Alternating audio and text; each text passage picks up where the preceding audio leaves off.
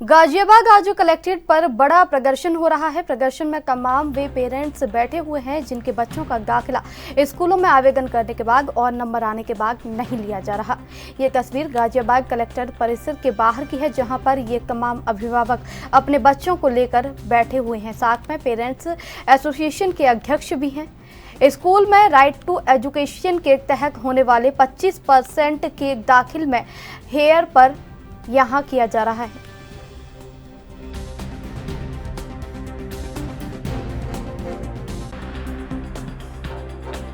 तो क्या नाम है?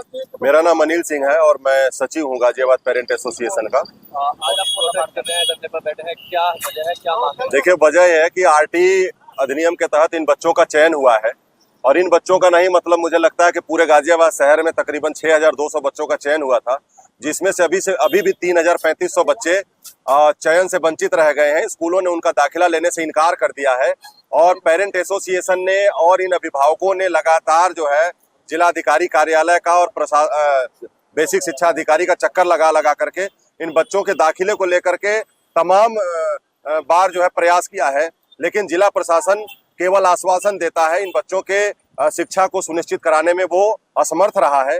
इसी वजह से आज लगातार कई बार इनके वायदे को पूरा न करने के बाद आज गाजियाबाद पेरेंट एसोसिएशन ने धरना देने का निश्चय किया है। अच्छा, आपकी अगर मांगे नहीं मानी जाती हैं, आप लोगों का अगला कदम क्या होगा? अगला कदम यही है कि अब इस पे जो है कि धरने पे बैठे हैं और अगर ये नहीं माने हैं तो हमारा अगला कदम है कि हम यहाँ से पैदल मार्च करते हुए लखनऊ जाएंगे माननीय मुख्यमंत्री जी से आवाज लगाने के लिए। क्या नाम है आपका? मेरा नाम कौशल ठाकुर है और मैं गाजियाबाद पेरेंट एसोसिएशन में आरटी एक्ट का कोऑर्डिनेटर हूँ। मैं आज आप प्रोटेस्ट कर रहे हैं, कलेक्ट्रेट के सामने धरने पर बैठे हैं, क्या वजह है? सर, ये वजह ये है कि 6 मार्च को पहला लॉटरी निकला था ईडब्ल्यूएस का। उसमें जिन बच्चों का एडमिशन का लॉटरी निकली, उन बच्चों का अभी भी एडमिशन नहीं हुआ है। जो सेकेंड लॉटरी निकली उसमें बच्चों का एडमिशन नहीं हुआ। अब तो 4th लॉटरी भी निकल गई है।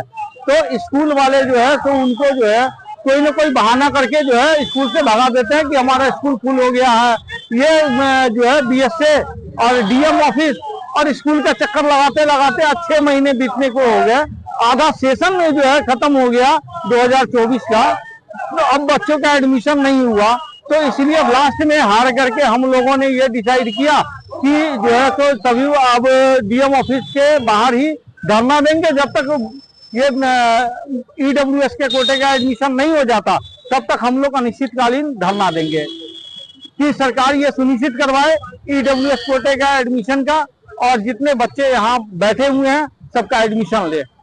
प्राइवेट स्कूल की जैसे बीएसए और प्राइवेट स्कूल की साठगांठ बहुत अच्छी है, उसमें जो है वो बरगलाते हैं हम लोगों को और उसी के इशारे पे सारा काम होता है। ये प्रशासन के इशारे पे सारा काम हो रहा है, लेकिन प्राइवेट स्कूल आ रहा है बीच में कि वो सीधा मना कर रहा है कि हम लेंगे नहीं, चाहे तुम कहीं भी जाओ।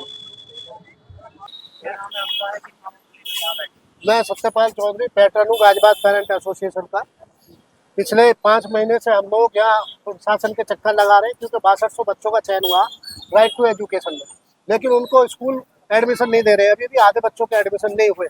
तो हमारी मांग है कि इन स्कूलों की मान्यता रद्द करके इनको ताला लगा दिया जाए। ये सारे स्कूल क्योंकि भारतीय जनता पार्टी से जुड़े हुए नेताओं के हैं, इसलिए, और वही सब व्यापार कर रहे हैं शिक्षा का, जो कि गैर कानूनी है।